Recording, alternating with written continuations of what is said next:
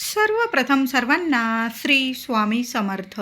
स्वामी महाराजांच्या कृपेने तुमच्या सर्व चांगल्या इच्छा पूर्ण होत ही स्वामींचरणी प्रार्थना करते आणि आजच्या व्हिडिओला सुरुवात करते. गुरुर ब्रह्मा गुरुर्विष्णू गुरुर्देव महेश्वरा गुरुर साक्षात परब्रह्म तस्मै श्री गुरुवे नमः. गुरुपौर्णिमा ही गुरु शिष्याच्या नात्याचे, प्रेमाचे आणि आदर्शाचे प्रतीक मानले जाते. गुरुवर प्रेमाचा, आदरांचा, भक्तीचा वर्षाव करून त्यांच्या कृपेस, आशीर्वादास प्राप्त करण्याचा हा दिवस म्हणजे शुभ पुण्यदायी योगच आहे. सर्व विद्या, वेद, पुराणे यांचे माहेरघर, मूळ स्तोत्र, आद्य गुरु म्हणून महर्षी व्यास यांचे स्थान अनन्यसाधारण आहे. म्हणून गुरुपौर्णिमेस व्यास पौर्णिमा असे म्हणून सुद्धा ओळखले जाते. बघा, अशा महत्त्वपूर्ण तिथीस व्यासांचे, गुरुजनांचे, आध्यात्मिक गुरूंचे पूजन केले जाते. या दिवशी आपल्या आईवडिलांचे पूजन केले जाते. त्यांच्याकडून गुरुमंत्र, दीक्षा, शिक्षण घेतले जाते. गुरूंबद्दल श्रद्धा, कृतज्ञता व्यक्त करण्याचा हा दिवस म्हणजे गुरुपौर्णिमेचा शुभ दिवस असतो. तर गुरुपौर्णिमा येत्या 29 जुलै 2026 बुधवार रोजी आलेली आहे. गुरुपौर्णिमा म्हणजेच आषाढ पौर्णिमा, व्यास पौर्णिमा म्हणून सुद्धा या पौर्णिमेला ओळखलं जातं. तर पौर्णिमा प्रारंभ होत आहे 28 जुलै मंगळवार रोजी सायंकाळी 6:18 ही पौर्णिमा तिथी प्रारंभ होत आहे आणि 29 जुलैला बुधवार रोजी रात्री 8:04 ही पौर्णिमा तिथी समाप्त होत आहे. उदय तिथीनुसार गुरुपौर्णिमा 29 जुलैला बुधवार रोजी आपण साजरी करणार आहोत. सुंदर सोन्यासारखा दिवस आहे आपल्या गुरु माऊलींची. आपल्याला या दिवशी छान अशी सेवा करायची आहे. सर्वांना सकाळी लवकर उठा. अगदी ब्रह्ममुहूर्तावर उठता आलं ना तर आवर्जून उठा. महिलांनो, दादांनो, जी पण सेवा कराल ना, खूप सुंदर सोन्यासारखं फळ आपल्याला मिळणार आहे. तर गुरुपौर्णिमेला आंघोळीच्या पाण्यात एक वस्तू टाकायची आहे. तर तुम्हाला थोडंसं गंगाजल असेल तर गंगाजल आंघोळीच्या पाण्यात जरूर अवश्य टाका. चिमूटभर हळद टाकली तरीही चालेल आणि बारीकसा तुकडा तुमच्याकडं तुरटीचा असेल तर आवर्जून तुम्ही प्रत्येकाने, अगदी लहान लेकराला सुद्धा हा उपाय करू शकता. काही मानसिक, शारीरिक त्रास असतील, कुणाची नजरबाधा झालेली असेल, पौर्णिमा तिथी ही मोठी पौर्णिमा आहे, तर या दिवशी आंघोळीचा उपाय सर्वांनी करा. थोडं गंगाजल टाका, चिमूटभर हळद टाका आणि बारीकसा तुकडा, थोडी तुरटी तुम्हाला आंघोळीच्या पाण्यात टाकायची आहे. तुमचा चंद्र, कुंडलीतील चंद्र मजबूत होईल आणि ज्या व्यक्तीचा चंद्र मजबूत असतो त्याचं मन स्थिर राहतं नेहमी आणि त्याला ऐश्वर्य, सुख, समृद्धी प्राप्त होते. म्हणून गुरुपौर्णिमेला आंघोळीचा हा उपाय सर्वांनी करा. महिलांना अवश्य करा. चांगले अनुभव तुम्हाला तुमच्या आयुष्यात येतील. गुरुपौर्णिमेच्या दिवशी उंबरठ्यावर महिलांनो हळदीचं लेपन अवश्य करा. गोमूत्र आणि हळद एकत्र करा आणि उंबरठ्यावर लेपन अवश्य करा. उंबरठ्याची हळद, कुंकू, फुलं, अक्षता वाहून पूजा करायची आहे. दोन्ही वेळेला आपल्या उंबरठ्याजवळ मुख्य दाराशी दिवे जरूर लावा. तेलाचे लावा, तुपाचे लावा, नियम नाही, पण मुख्य दाराशी दिवे जरूर लावा. तुळशी माऊलीची सुद्धा याच दिवसापासून चातुर्मास सुरू होत असतो. खरा आषाढी एकादशीपासून चातुर्मास सुरू होतो, पण पौर्णिमा तिथीपासून चातुर्मास, संन्यासींचा चातुर्मास याच दिवसापासून सुरू होत असतो. तर तुळशी मातेची सुद्धा या दिवशी पूजा करायची आहे. एक दिवा तुम्हाला तुळशीजवळ तुपाचा लावायचा आहे. तुळशीला हळदी, कुंकू, फुलं, अक्षता वाहून तुळशी माऊलीची छान पूजा करा. ओम नमो भगवते वासुदेवाय नमः या मंत्राचा जप किमान 21 वेळा करा आणि तुळशी समोर हात जोडून तुमच्या मनातील इच्छा तुम्हाला बोलायची आहे आणि तुपाचा दिवा तुळशीजवळ लावा. छोटी रांगोळी काढता आली तर मुख्य दाराशी सुद्धा काढा. तुळशीजवळ काढा. रांगोळीची हळदी, कुंकू वाहून पूजा करायची आहे. त्याचबरोबर घराजवळ जर उंबराचं झाड असेल तर उंबराच्या झाडाजवळ जायचं आहे. पाण्यात थोडंसं दूध टाका, चमचाभर, चिमूटभर साखर टाका आणि ते दूध आणि साखर मिश्रित पाणी तुम्हाला उंबराच्या झाडाला अर्पण करायचं आहे. मुळाशी उंबराच्या झाडाजवळ प्रत्येक आईने, प्रत्येक दादांनी एक दिवा गाईच्या तुपाचा फुलवात जरी घेऊन गेला एखाद्या मातीच्या पंतीत चालेल. आता तूप नाही, तेलाचा लावला चालेल, पण दिवा प्रज्वलित करणं खूप महत्त्वाचं आहे. उंबराच्या झाडाजवळ गुरुपौर्णिमेच्या दिवशी जी व्यक्ती दिवा लावून येते आणि त्याचबरोबर एक गुळाचा खडा तिथं ठेवते, जसा जसा तो गुळाचा खडा तिथले किडे मुंगळे खातात तसं तसं दत्तगुरु माऊलींच्या कृपेने, आशीर्वादाने, आपल्या स्वामींच्या आशीर्वादाने आपल्या आयुष्यातील सर्व संकट, दुःख, दारिद्र्य दूर होतं. 7 जन्मांचा पितृदोष नष्ट होतो आणि भरभरून प्रगती आपल्याला मिळते, सुख समृद्धी मिळते, घरात शुभ मंगल गोष्टी घडून येतात, आपल्याला हवी तशी प्रगती मिळते. म्हणून प्रत्येकाने उंबराच्या झाडाची ही सेवा आवर्जून करा. एक दिवा लावा, गुळाचा खडा ठेवा, नमस्कार करा. तिथं बसून जर तुम्हाला उंबराच्या झाडाखाली बसायला जागा असेल, तुमच्या घराजवळ जर झाड असेल ते, आणि तुम्हाला बसायला आसन घेऊन बसायला जागा असेल, तर गुरुचरित्रातील 14वा अध्याय उंबराच्या झाडाखाली बसून जरूर पठण करा. खूप सोन्यासारखे अनुभव येतील तुम्हाला. नाही जमलं तर श्री स्वामी समर्थ, श्री स्वामी समर्थ, अवधूत चिंतन, श्री गुरुदेव दत्त, जो मंत्र आवडतो 21 वेळा जपा. एक माळ जपला तुम्ही चालेल, पण उंबराच्या झाडाची सेवा आवर्जून करा. उंबराला महिलांनो तुम्हाला हळदी कुंकू नेता आलं तर हळदी कुंकू, फुलं, अक्षता वाहून उंबराच्या झाडाची पूजा करा. थोडं पाणी, दूध अर्पण करा. एक दिवा लावून द्या, गुळाचा खडा अर्पण करा, मनातली इच्छा बोला आणि उंबराच्या झाडाला या दिवशी स्पर्श आवर्जून करा. बघा, साक्षात दत्तगुरु महाराज स्वामी आपल्याला दर्शन देतील. गुरुपौर्णिमेच्या दिवशी सकाळीच देवांना छान अभिषेक करून पूजा करायची आहे. देवघरातील देवांना या दिवशी गाईच्या दुधाने अभिषेक करा. महिलांनो, दादांनो, थोडंसं गाईचं दूध घेऊन या आणि गाईच्या दुधाने अभिषेक करायचा आहे. प्रथम पाण्याने, नंतर पुन्हा दुधाने, पुन्हा स्वच्छ पाण्याने छान अशी मूर्ती स्वच्छ पुसून घ्यायची आहे. देवघरात स्थापन करायची आहे. अष्टगंध लावा, चंदन लावायचं आहे. पिवळं चंदन असेल तुमच्याकडं किंवा चंदन असेल त्यात थोडीशी हळद मिक्स करा आणि अष्टगंधासारखं चंदन तुम्ही देवांना तिलक करू शकता. वस्त्र अर्पण करा, फुलं अर्पण करा. चाफ्याची फुलं असतील जरूर आवर्जून अर्पण करा. हिना अत्तर असेल स्वामींना जरूर अर्पण करा. धूप दीप ओवाळून पंचोपचार या दिवशी पूजा करायची आहे. स्वामींची मूर्ती असेल तर मूर्तीला अभिषेक करा. फोटो असेल तुम्ही पुसून घ्या. हार घालायचा आहे फोटोला. स्वामींची मूर्ती असेल छान अशी वस्त्र अलंकार घालून सजवायची आहे. फुलं अर्पण करा. धूप दीप ओवाळून घ्यायचा आहे. नैवेद्य दाखवा. या दिवशी दोन्ही वेळेला गुरुपौर्णिमेला नैवेद्य दाखवायचा आहे. आता तुम्ही संध्याकाळी वरण भात भाजी पोळीचा नैवेद्य बनवणार असाल तर सकाळी सुद्धा तुम्ही दूध साखरेचा, गूळ खोबऱ्याचा, खडी साखरेचा असा नैवेद्य जरूर दाखवा. केळी, वेगवेगळ्या फळांचा नैवेद्य दाखवू शकता. पण गुरुपौर्णिमेला घेवड्याच्या भाजींचा नैवेद्य सकाळी दाखवा किंवा संध्याकाळी. वरण भात भाजी पोळी किंवा गोड थोडासा प्रसाद भाजून घ्या. असा नैवेद्य प्रत्येकाने गुरुपौर्णिमेला आपल्या देवघरात दाखवायचा आहे. खूप सोन्यासारखे अनुभव येतील. महिलांनो, थोडीशी घेवड्याच्या शेंगांची भाजी घेऊन या.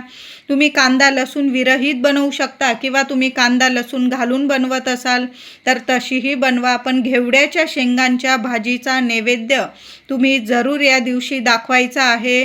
सोन्यासारखे दिवस येतील. मनातल्या सर्व इच्छा गुरु माऊलींच्या कृपेने जरूर पूर्ण होतील तुमच्या. गुरुपौर्णिमेला एक अखंड दिवा आपल्या देवघरात लावून ठेवायचा आहे. दिव्यात एक कापराचा तुकडा टाका, चिमूटभर हळद टाका, 2 लवंग टाकून ठेवा. या वस्तू टाकताना तुमच्या मनातील इच्छा माता लक्ष्मीला सांगायची आहे, आपल्या गुरु माऊलींना सांगायचे आहे आणि असा एक अखंड दिवा जरूर लावून ठेवा. दिव्याची हळदी कुंकू फुलं वाहून पूजा करा आणि मग दिवा लावायचा आहे.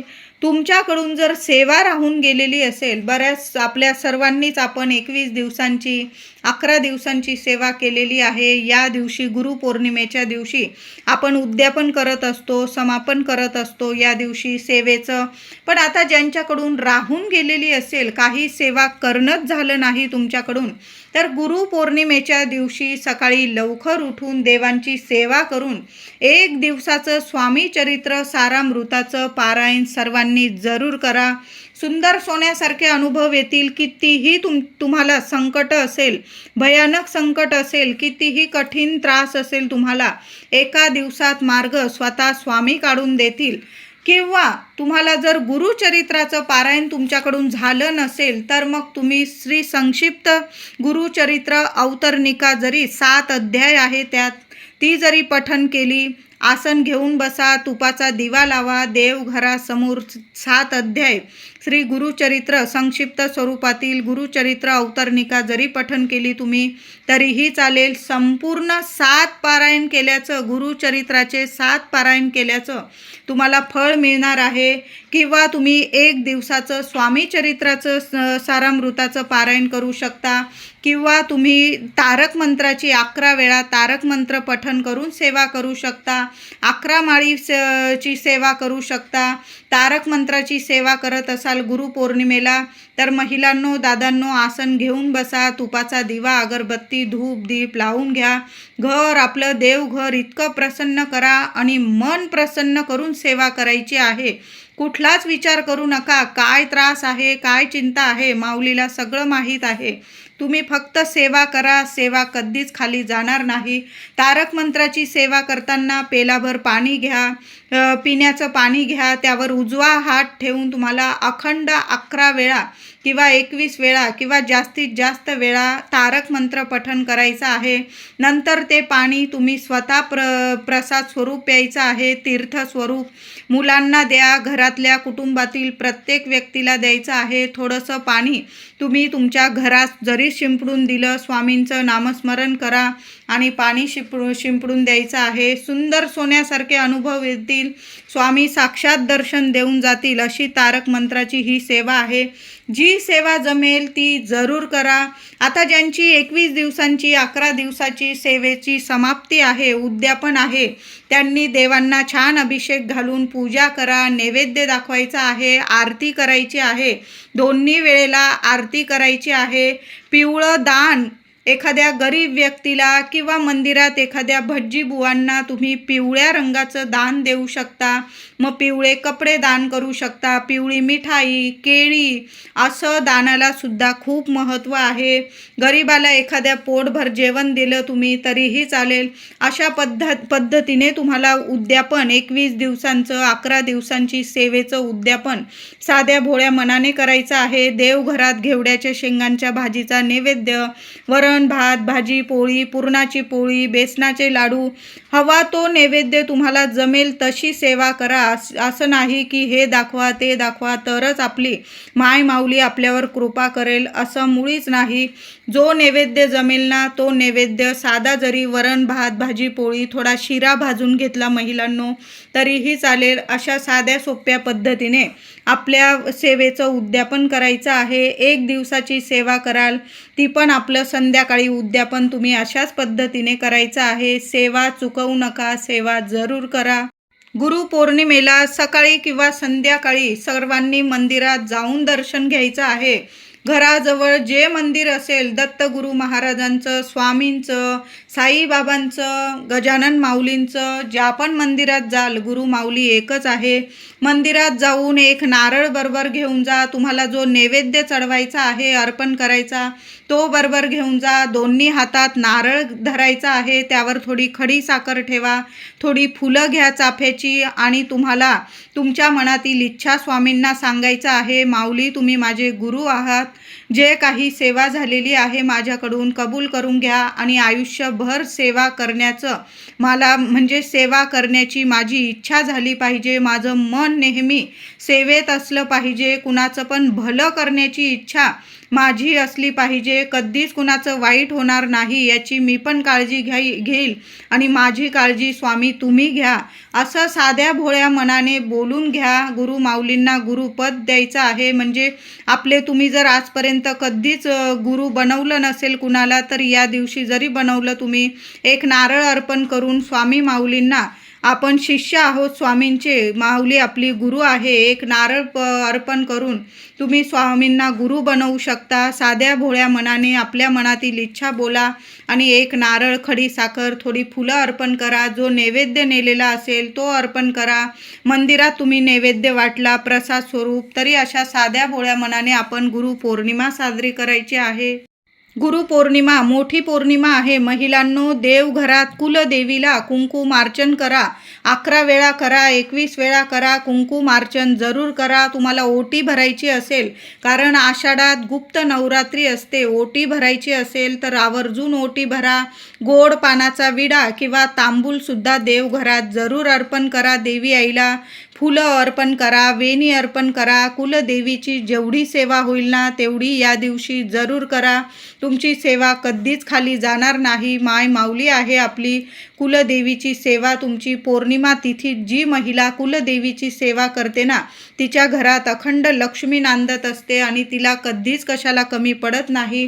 गुरुपौर्णिमेला गाईला नैवेद्य जरूर खाऊ घाला. हिरवा चारा खाऊ घाला. पुरणाची पोळी, बघा, पुरणाची पोळी खाऊ घाला किंवा तूपगूळ लावून ताजी चपाती गाईला नैवेद्य खाऊ घालायचा आहे. घराजवळ कुत्रे असतील, श्वान, या दिवशी ताजी चपाती कुत्र्यांना सुद्धा खाऊ घाला. शिळं अन्न चुकून सुद्धा खाऊ घालू नका. गाईला, कुत्र्याला नैवेद्य या दिवशी सर्वांनी जरूर द्या. संपूर्ण गुरुपौर्णिमेचं गुरु माऊलीकडून आपल्याला भरभरून फळ मिळणार आहे. म्हणून गुरुपौर्णिमेला जेवढी सेवा होईल ना तेवढी सर्वांनी जरूर करा. गुरुपौर्णिमेच्या दिवशी संध्याकाळी महिलांनो, दादांनो, एक दिवा इथे लावायचा आहे तुम्हाला. म्हणजे तुमच्या घराजवळ जर एखादं औदुंबराचं झाड असेल किंवा आपण स्वामींच्या, गुरुमाऊलींच्या दर्शनाला जात असाल तर तिथं एक मातीची पंती, एक फुलवाट ठेवा किंवा तेलाचा लावायचा असेल तुम्ही तोही लावू शकता. तर एक तुपाचा किंवा तेलाचा दिवा औदुंबराच्या उंबराच्या झाडाखाली तुमची इच्छा बोलून तो दिवा प्रज्वलित करा. आपल्या गुरुमाऊलींचा 21 वेळा मंत्र जपा आणि एक दिवा उंबराच्या झाडाखाली जरूर लावून द्या. आता नाही उंबराचं झाड तुम्हाला जवळ, तर जे पण मंदिर असेल तुमच्या घराजवळ, गणपती बाप्पांचं, आपल्या देवी आईचं, स्वामींचं, दत्तगुरू महाराजांचं, गजानन माऊलींचं, साईबाबांचं, तिथं जरी एक दिवा लावला. दीपदान, आज दीपदान करायला खूप महत्त्व आहे. आयुष्यातील अंधार दूर होईल, मुलांच्या इच्छा पूर्ण होतील, अडचणी संपून प्रगती मिळेल. मुलांना शिक्षण असो, नोकरी असो, भरभरून प्रगती, यश मिळायला लागेल. मार्गातल्या अडीअडचणी दूर होतील. म्हणून असा एक दिवा प्रत्येक आई वडिलांनी जरूर आज इथं लावा. म्हणजे उंबराच्या झाडाखाली किंवा एखाद्या मंदिरात लावू शकता. महिलांनो, आज संध्याकाळी कापूरसोबत, भीमसेन कापूरसोबत या 2 वस्तू आवर्जून जाळा. एक शेणीचा तुकडा घ्यायचा आहे, थोडंसं तूप टाकून घ्यायचं आहे त्यावर, आणि त्या शेणीच्या तुकड्यावर, आता शेणीचा तुकडा नाही, थोडेसे तांदूळ घेतले चालेल, त्या तांदळावर भीमसेन कापूर जाळायचा आहे. त्यावर 5 लवंगा जाळा. थोडी चिमूटभर, 2 चिमूट पिवळी मोहरी असेल तुम्ही ती जाळू शकता. एखादा गुळाचा बारीकसा खडा टाका. थोडंसं गाईचं तूप टाका. या सर्व वस्तू प्रथम तो धूप, कापूर धूप प्रथम देवांना दाखवा. संपूर्ण घरात असा कापूर धूप कान्याकोपऱ्यात पसरवायचा आहे. नंतर थोड्या वेळ आपल्या मुख्य दाराशी ते धुपाचं भांडं ठेवून द्या. जरा जास्ती कापूर जाळावा लागला जाळा. भीमसेन कापूर धूप ज्या घरात होतो अशा शुभ तिथींना, त्या घरातली संपूर्ण नकारात्मकता असेल, पितृदोष असेल, वास्तुदोष, मुलांना नजरबाधा झालेली असेल, संपूर्ण निवारण होतं. आणि लवंगा, पिवळी मोहरी लक्ष्मीनारायणांना, आपल्या गुरु माऊलींना प्रभावित करत असते, आकर्षित करते, प्रसन्न करते. म्हणून असा कापूर धूप आवर्जून करा. व्हिडिओ आवडला असेल लाईक